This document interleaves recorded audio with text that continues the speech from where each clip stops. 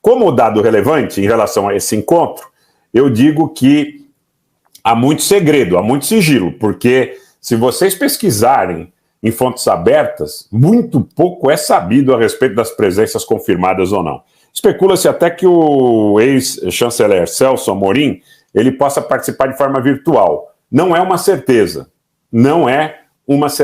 mas vamos aguardar, vamos ver se o Brasil estará virtual ou fisicamente presente, se os chineses estarão virtual ou fisicamente presentes, que tipo de delegação encaminharão esses países, vamos ver a posição do México, vamos ver que tipo de documento sai desse encontro. Há muito segredo em relação a esse encontro. Fato é que até aqui nada é dito em relação à possível participação da Rússia, até porque me parece que a Arábia Saudita organizou em comum acordo com a Ucrânia e o chanceler ucraniano teria dito que a Rússia não é bem-vinda nesse encontro, tá? O que causa uma série de potenciais embaraços aí. E falando em encontro e embaraço, né? Começou a rolar hoje uma especulação que o Modi da Índia poderia não comparecer à África do Sul no encontro dos BRICS.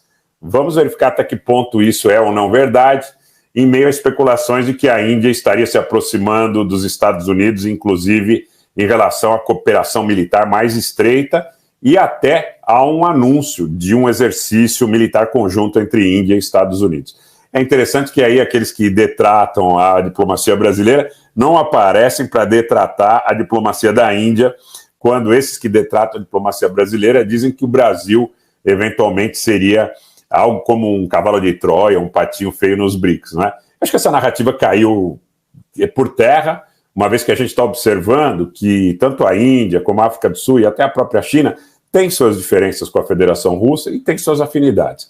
Falando em BRICS, o presidente Lula disse que tem interesse que 3 países possam aderir imediatamente aos BRICS: os Emirados Árabes Unidos, a Arábia Saudita e a Argentina. Em meio também a polêmicas que dizem, ou que diziam, que o Brasil e a Índia seriam contrários à expansão muito alargada dos BRICS. Hoje também veio a notícia que a Venezuela fez um apply, fez um pedido para participar dos BRICS de forma oficial. Os países que fizeram esse pedido oficial, as listas são sempre revistas e reveladas e, por vezes, modificadas, mas a Venezuela fez um pedido de adesão aos BRICS mais, vamos dizer assim, consistente e mais robusto. Mas, a priori, o Brasil defende a Argentina, os Emirados Árabes Unidos e a Arábia Saudita nos BRICS. Disse por aí que alargar muito a participação de outros países nos BRICS, ao invés de trazer privilégios para os membros, poderia diluir a importância da participação de cada um deles, né? O Brasil tem interesse na participação da Argentina num processo que é um processo, segundo eu pude apurar, de criação de sinergia, de ganho de volume, de ganho de peso para o continente sul-americano, em uma série de processos que poderiam, inclusive, ter, por exemplo, fábricas segmentadas no Brasil e na Argentina para atender as necessidades dos BRICS. Então, essa aliança entre o Brasil e a Argentina, que se aprofundaria na medida em que o interesse de longo prazo dos países dentro do âmbito dos BRICS poderia ser útil para ambas as partes. Então, o Lula quer, a priori, 3 países nos BRICS, mas não quer alargar muito essa posição, tá? Isso é o que a gente tem de concreto, isso é o que a gente tem de dado mais objetivo. Linda, o jogo é muito pesado. O jogo é muito pesado. O jogo é muito pesado. Hoje também vocês viram circular as notícias que a Coreia do Norte estaria, porque isso é uma pergunta também muito recorrente, né? Que a Coreia do Norte, em vistas aí da visita do Shoigu, que foi feita no que seria o aniversário do 70º do armistício da Guerra da Coreia, né, recentemente. Então, como parte vamos dizer, das festividades, né, que lembram esse armistício, o 70º armistício, Shoigu foi à Coreia do Norte, encontrou o Kim Jong-un, e agora o que está rolando muito forte nos meios, né, nos meios abertos, é que a Coreia do Norte, aliás, vocês perguntam muito sobre isso, estaria entrando aí, estaria passando a figurar como fornecedora forte, não é? De munições para a Rússia, tá? E se isso efetivamente estiver acontecendo, a gente sabe que os norte-coreanos têm um potencial de fornecimento de munição bastante amplo. Isso seria, vamos dizer assim, algo a ser bastante bem considerado. Sobre a China, na reunião da Arábia Saudita, aliás, o Emiliano colocou um negócio muito interessante, né?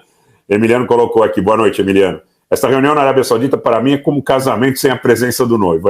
Vocês estão combinando o casamento, mas o noivo não está sabendo muito bem em que termos, né?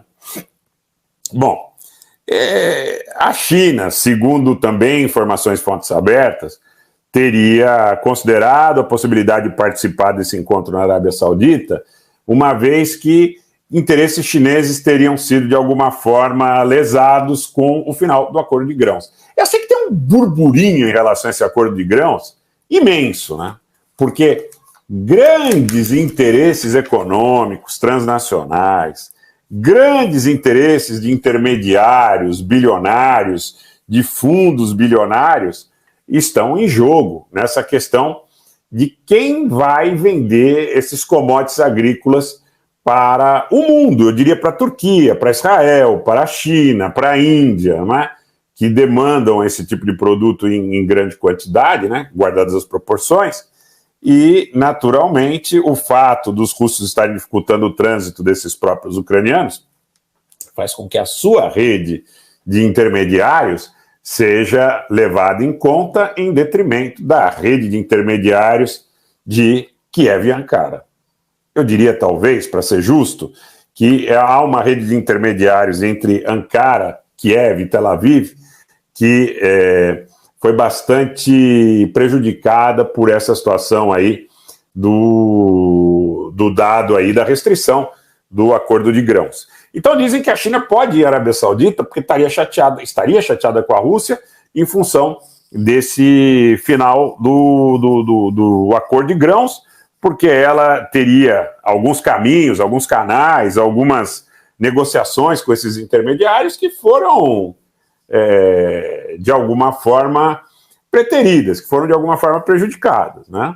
Então, eu vejo tudo isso com muita cautela, mas eu quero que a gente olhe. Dia 5, dia 6, daqui 48 horas, um pouco menos que isso em função do fuso horário, nós já saberemos que países mandaram suas delegações para a Arábia Saudita e provavelmente que países participarão de forma virtual desse encontro.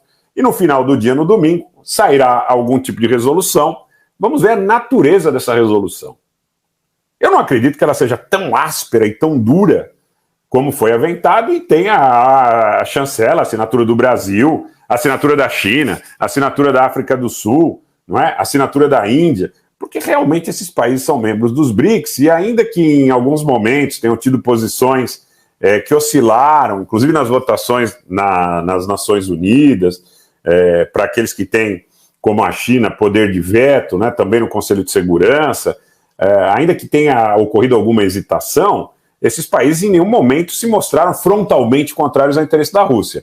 E uma resolução que é aventada, sob o ponto de vista de não garantir sequer os interesses de segurança da Rússia, se ela for aprovada e tiver a chancela desses países, é algo muito grave sob o ponto de vista da mudança da dinâmica de perspectiva do que a gente tem hoje em relação ao conflito. Então eu não acredito que isso possa acontecer.